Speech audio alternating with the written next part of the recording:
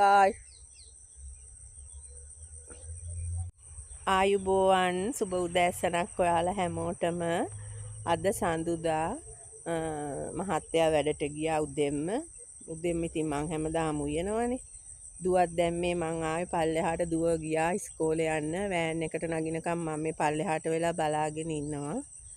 පුතා නම් ඉතින් O level කරන නිසා මේ දවස්වල ගෙදරට වෙලා පාඩම් කරනවා. අද ගියේ නෑ. විශේෂ වැඩක් අද තියෙනවා. මේ කියන්නේ මේ උදේ 10ට විතර අද මට යන්න තියෙනවා. මේ දුවගේ පුතාගේ දහම් පාසලේ සල්පිලක් තියෙනවා. හැම ගිය අවුරුද්දෙත් අපි ඒ සල්පිල කළා. හොඳට මේ තිබුණා. ඇත්තමයි මේ හොඳ සාර්ථකව කළා. ඒකෙන් ලැබෙන ආදායමෙන් තමයි අපි ළමයිගේ තෑගි උත්සවය කළේ. ඒකත් හොඳටම කෙරුණා. මේ අවුරුද්දේ දැන් අපි මේ සල්පිල කරන්න හදන්නේ. ඒකට ඉතින් මේ බඩු එකතු කරන්න යන්න ඕනේ. කණ්ඩායම් වලට බෙදලා එක එක පැති බාර දීලා තියෙන්නේ. ඉතින් අපිට තියෙන පැත්තට අද අපි යනවා. උදේ 10ට එන්න කිව්වා. කට්ටිය එකතු වෙලා ඇවිදින්න යනවා. බඩු එකතු කරන්න. මම ඉතින් උයලා තියෙන්නේ. පුතා ඉතින් කාලා ගෙට වෙලා ඉඳී. මම යනවා ඒ වැඩේට. ඒක තමයි අද විශේෂ වැඩකට තියෙන්නේ. යන්න කලින් රෙදි ටික සෝදලා ගේ මිදුල ඒවා අතු ගාලා යනවා. එතකොට මේ මට ආවහම ලේසීනේ නැත්තම් මහන්සීනේ. සමහර විට 2-3 විතර වෙයි ගෙදර එනකොට. මේ ලියන් වල පැත්තේ තමයි අපි ඇවිදින්න යන්නේ. මේ ඒ හරියේ ඉන්නවා ගොඩක් අඳුරන අයත්. අපි දුවයි පුතයි ලියන් වල ඉස්කෝලේට ගියේ 5 වසර වෙනකන්. ඒ නිසා ඉතින් දන්නා මේ පැත්තේ ඉන්නවා. දඹල වැල් ටිකට මම මෙතන මේ ගොම ටිකක් දැම්මා. දැන් ඒ ටික චුට්ටක් සරුවට හැදීගෙන එනවා. එකක් නම් චුට්ටක් මේ හරක් පැටව කාලා වගේ වුණාට ආයි දලු දාගෙන එනවා. මේ බලමුකෝ හැදෙයින.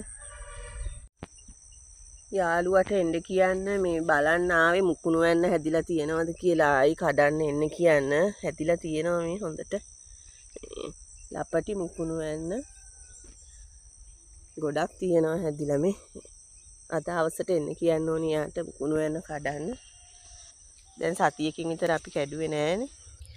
දැන් සල්පිලට බඩු එකතු කරන්න යන්න තියෙන නිසා මං ඉක්මනට ගෙවල් පැත්තට යනවා. අන්නාසි ගෙඩියකුත් ඉදීගෙන එනවා. ඒකත් එහෙම කඩාගත්තා. මම දැන් මේ සල්පිලට යන්න ලෑස්ති වුණා. දැන් මම මේ ගෙදරින් යන ගමන් ඉන්නේ. මේ කට්ටිය දැන් පාර ගාවට ඇවිල්ලා ඇති.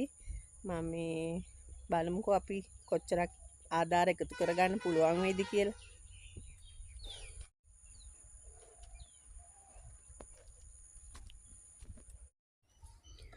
ගෙවල් වලින් හම්බ වෙන ඒවා නම් අපි වීඩියෝ කරගත්තේ නැහැ. ඒ වුණාට මේ පොත් ටික හරිම විශේෂයි. ගොඩක් වටිනවා. මේ ලියන් වල පල්ලියේ ෆාදර් තමයි අපිට මේ පොත් ටික දුන්නේ. ඇත්තටම ගොඩාක් වටිනවා මේ පොත් ටික. මේ ලොකු අය කියවන්න පුළුවන් පොත් වලින් නම් එක පොතකින් 50 ගානේ හම්බ වුණා. 5 වසරෙන් පල්ලෙහා වගේ පොඩි අයට කියවන්න පුළුවන් පොතුත් ගොඩක් හම්බ වුණා. මං හිතන්නේ ඒ වෑනුත් එක පොතකින් 50 ගානේ ලැබෙන්නේ නැති පොත් ගොඩක් හම්බ වුණා. ඉතින් අපි ආධාර එකතු කරන්න යන එක නැවැත්තුවා අද දවසට. මොකද මේ ටික උස්සගෙන යන්න බෑනේ අපිට. අපි මේ ටික එතනින් ත්‍රිවිල් එකක් අරන් පන්සලට ගෙනහල්ලා බාර දුන්නා. ආධාර වලට හම්බෙච්ච පොත් වලට අමතරව ගිය අපි කට්ටියටත් පොත් ගන්න කිව්වා. අපිත් ඉතින් අපේ බබාලට පොත් අරගෙන ආවා. ඊට පස්සේ පුතාගේ යාළුවගේ තාත්තාගේ බීම හදන තැනට ඇවිල්ලා මේ බීම එකක් බිව්වා. මං එතන සුට්ටා වාඩි වෙලා හිටියා. මේ ඉන්නේ පුතාගේ යාළුවගේ අම්මා. එයාත් ගියා අපිත් එක්ක පොත් එකතු කරන්න. මේ සුට්ටක් මහන්සි නිසා එහෙම වාඩි වෙලා හිටියා එතනට වෙලා. දැන් 2ට ළඟයි. දුව දැන් ඉස්කෝලේ ඇරිලා එන්නත් ළඟ නිසා දැන් මම ගෙදර යනවා. සල්පිලට බඩු එකතු කරන්න ගිහිල්ලා ගෙදර ආවා. 2 විතර වුණා එනකොට. පුතාගේ පාඩම් කරන නිසා මම මේ එළියට ආවා. පුටුවක් අරන් වාඩි වුණා එළියෙන්. මේ අද දවස සාර්ථකයි. අපි හිතුවට වඩා ගොඩාක් අපිට දේවල් ලැබුණා. හැබැයි ඉතින් වැඩි අපිට ඇවිදින්න බැරි වුණා. මොකද අපිට අර පොත් ගොඩක් හම්බුණානේ. ඒ නිසා ඒ ටික අරන් අපිට ආයි යන්න බෑනේ එහෙම.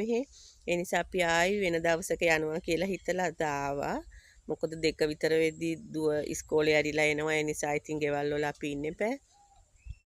මේ තියෙන්නේ පොඩි අයගේ පොත්. මේ ඔක්කොම සිබිල් වෙත්ත සිංහ මහත්මියගේ පොත්. ඉතින් ගොඩක්ම වටිනවා ඒවා. පොඩි අය හරි ආසයිනේ මේවා කියවන්න. මොකද මේ චිත්‍රත් තියෙනවා ලස්සන චිත්‍ර. මේ ටික මං ගත්තේ අපේ නංගිගේ පොඩි එක්කෙනාට මේ එයාට දෙන්න. මේ තියෙන්නේ ලොකු අයට, ඒ කියන්නේ අපේ පුතාලගේ වයස, ඒ අයට කියවන්න පුළුවන් පොත්. මේවත් ගොඩක් හොඳයි. ඉතින් මේ තියෙන මේ හැම පොතකින්ම අපිට 50 ගානේ සල්පිලට හම්බ වුණා. මේ අපිට ගන්න කිව්වා, අපි මේ ටික ගත්තේ. දැන් මාත් මේ පොත් කියවන්න ආයි පටන් ගන්න ආස හිතුණා මට මේ ටික දැක්කහම. පටන් ගන්න ඕනි දැන් ආයි මේ ටිකෙන් පොත් කියවන්න.